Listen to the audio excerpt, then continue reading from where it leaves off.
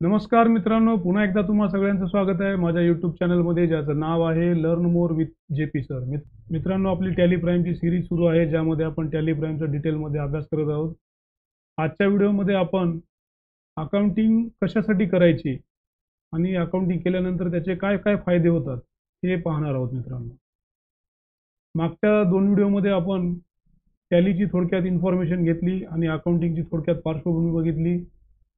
आजच्या व्हिडिओमध्ये आपण अकाउंटिंगचे फायदे काय आहेत ते जाणून घेण्याचा प्रयत्न करणार आहोत आणि अकाउंटिंगमध्ये काही काही जे शब्द असतात, इम्पॉर्टंट संज्ञा असतात, त्या कोणकोणत्या आहेत ते आपण आज पाहणार आहोत. चला तर मग जास्त वेळ वाया न घालवता करूया आपल्या आजच्या व्हिडिओला सुरुवात आणि जाऊया आपल्या स्क्रीनकडे.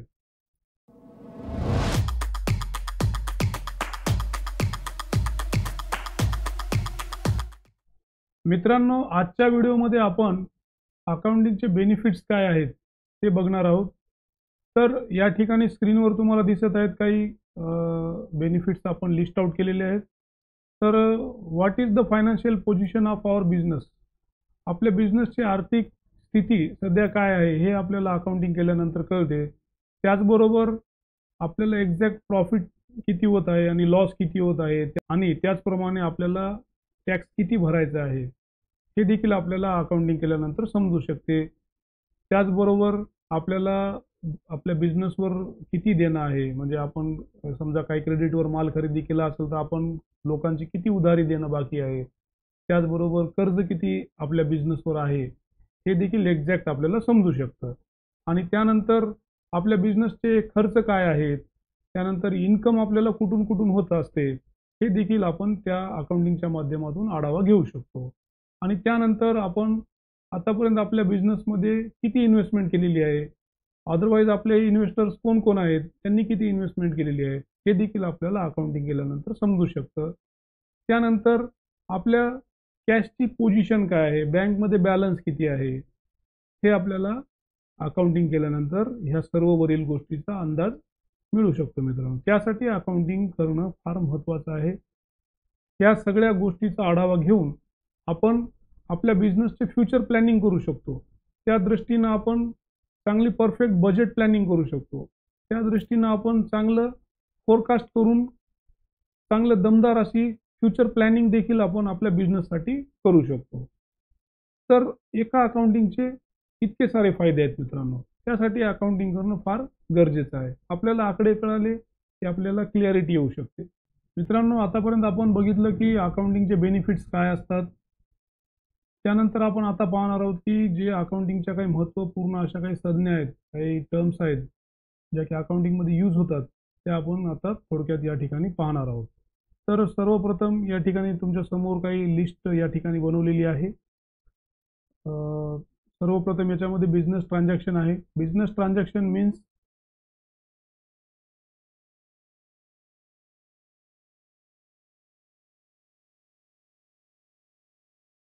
त्यानंतर पुढची महत्त्वाची संज्ञा आहे कॅपिटल.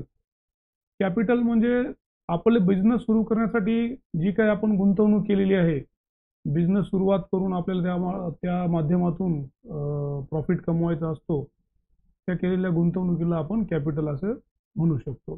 त्यानंतर पुढची संज्ञा आहे लायबिलिटी.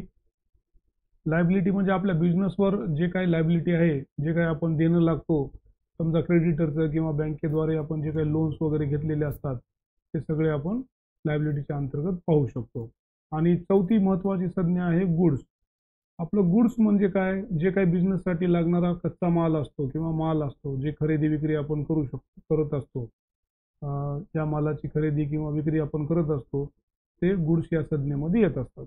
पाचवा जो प्रकार आहे असेटचा. असेटमध्ये 2 भाग पडत असतात मित्रांनो, टँजिबल असेट आणि इनटँजिबल असेट.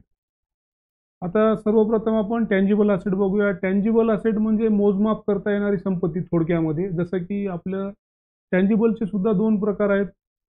फिक्स असेट आहे, करंट असेट आहे. फिक्स असेटमध्ये आपली स्थावर मालमत्ता जी असते, जसं की प्लांट अँड मशिनरी आहे, फर्निचर अँड फिक्चर्स आहे, इलेक्ट्रिकल इन्स्टॉलेशन आहे.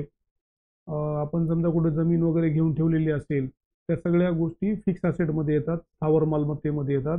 आणि करंट असेटमध्ये तुमचं बँक बॅलन्स आहे, कॅश बॅलन्स आहे, इत्यादी गोष्टी आपल्या करंट असेटमध्ये येतात. आणि ह्या सगळ्या काही मोजमाप करता येणाऱ्या संपत्ती आहेत.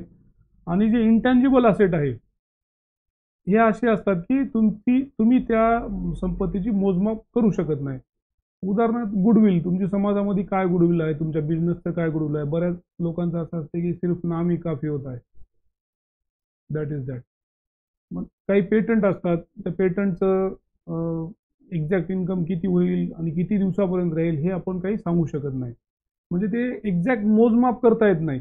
त्यामुळं आपण त्याला इंटँजिबल असेट म्हणू शकतो. त्यानंतरचा जी महत्त्वाची संज्ञा आहे ती लेजर अकाउंट्स आहे. लेजर अकाउंट्समध्ये आपल्याला बिझनेससाठी जे काही अकाउंट्स बनवावं लागतात त्या सगळ्या गोष्टी आपण लेजर्स अकाउंटमध्ये घेत असतो. आपल्या बिझनेसशी रिलेटेड जे काही ट्रान्झॅक्शन आपल्याला मेंटेन करायचे असतात त्यासाठी आपल्याला लेजर बनवून ठेवावं लागते. समजा एखादी आपण काही परचेस केलं किंवा सेल केलं, ह्या सगळ्या गोष्टीसाठी आपल्याला लेजर क्रिएट करून त्याद्वारे आपल्याला ट्रान्झॅक्शन मेंटेन करावं लागतं. त्यामुळे लेजर अकाउंट ही देखील एक महत्त्वाची संज्ञा आहे. त्यानंतर पुढील महत्त्वाची संज्ञा आहे मित्रांनो क्रेडिटर्स.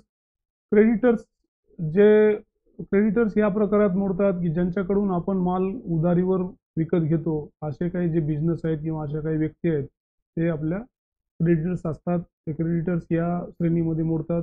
क्रेडिटर्स म्हणजे आपण ज्यांच्याकडून उधारीवर माल घेत असतो त्या सगळ्या संस्था किंवा ज्या काही बिझनेसेस आहेत किंवा जे कोणी व्यक्ती आहेत आपण त्यांच्याकडून माल उधारीवर घेत असतो ते आपले क्रेडिटर्स असतात. त्यानंतर पुढील महत्त्वाची संज्ञा आहे डेटर्स. अशा काही बिझनेस असू शकतात किंवा अशा काही संस्था असू शकतात किंवा असे काही व्यक्ती असू शकतात ज्याला आपण माल उधारीवर विकत असतो ते आपले डेटर्स असतात. आणि त्यानंतर पुढची महत्त्वाची संज्ञा आहे कॅश ट्रान्झॅक्शन. कॅश ट्रान्झॅक्शनमध्ये आपण जे काही नगदी रोख रकमेमध्ये व्यवहार करत असतो ते सगळे कॅश ट्रान्झॅक्शन या संज्ञेमध्ये मोडतात.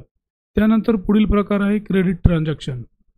क्रेडिट ट्रान्झॅक्शनमध्ये आपण ज्या बिझनेसला किंवा एखाद्या व्यक्तीला किंवा एखाद्या संस्थेला उधारीवर जर काही माल दिला असेल किंवा आपण एखाद्या संस्थेकडून एखाद्या व्यक्तीकडून उधारीवर माल खरेदी केला असेल, म्हणजे खरेदी विक्रीचे जे ट्रान्झॅक्शन आहेत उधारीवरच्या ते सगळे क्रेडिट ट्रान्झॅक्शनमध्ये मोडतात. त्यानंतर पुढची महत्त्वाची एक संज्ञा आहे ड्रॉइंग्स.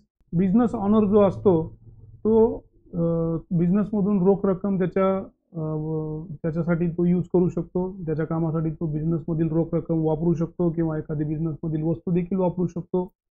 त्यानंतर पुढची महत्त्वाची संज्ञा आहे डेट्स. डेट्समध्ये मित्रांनो आपण उधारीवर एखाद्याला माल विकतो ते सगळे डेट्स कॅटेगरीमध्ये येतात.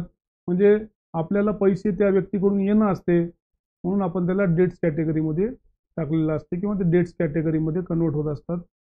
त्यानंतर पुढची एक महत्त्वाची संज्ञा आहे शेवटची bad debts. Bad debts means आपण एखाद्या व्यक्तीला उधारीवर माल विकला परंतु त्याच्याकडून आपल्याला रक्कम परत मिळाली नाही किंवा ते अनरिकव्हरेबल अमाऊंट आहे, तो आपल्याला पैसे देत नाही, आपले पैसे बुडालेले आहेत. अशा रकमा ज्या असतात आपण ते बॅड डेट्समध्ये टाकत असतो मित्रांनो. तर अशा प्रकारे आपण अकाउंटिंगमध्ये यूज होणाऱ्या काही महत्त्वाच्या टर्म्स किंवा महत्त्वाच्या संज्ञा आपण बघितलेल्या डिटेलमध्ये. तर तुम्हाला आजचा व्हिडिओ कसा वाटला मला नक्की कॉमेंट करून कळवा. त्याचबरोबर माझ्या व्हिडिओला लाईक करा, चॅनलला सबस्क्राईब करा आणि जास्तीत जास्त तुमच्या मित्रांसोबत शेअर करा. तर अशाच एका नवीन व्हिडिओसोबत आपण पुन्हा भेटूया. तोपर्यंत आपल्या आरोग्याची काळजी घ्या. नमस्कार.